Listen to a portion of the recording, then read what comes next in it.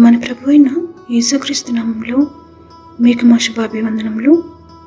ఈరోజు దేవుని వాగ్దానము, మీ విశ్వాసమునకు కలుగు పరీక్ష ఓర్పును పుట్టించునని ఎరిగి మీరు నానా విధములైన శోధనల్లో పడినప్పుడు అది మహానందమని ఎంచుకొనుడి. మీరు సంపూర్ణులను అనునాంగులను ఏ విషయంలోనైనను కొదువలేని వారునై ఉండునట్లు ఓర్పు తన క్రియను కొనసాగింపనీయుడి. మీలో ఎవనికైనను జ్ఞానము కొదువుగా ఉన్న ఎడల అతడు దేవుని అడుగవలెను, అప్పుడు అది అతనికి అనుగ్రహింపబడును. ఆయన ఎవరిని గద్దింపగా అందరికీ ధారాళముగా దయచేయువాడు. యాకోబు 1వ అధ్యాయము 2, 3, 4, 5 వచనాలు.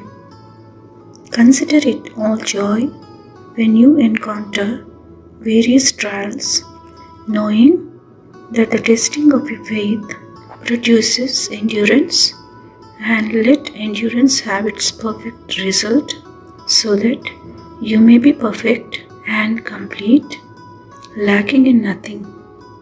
But if any of you lacks wisdom, let him ask of God, who gives to all generously and without reproach, and it will be given to him. James chapter 1 verses 2, 3, 4 and 5.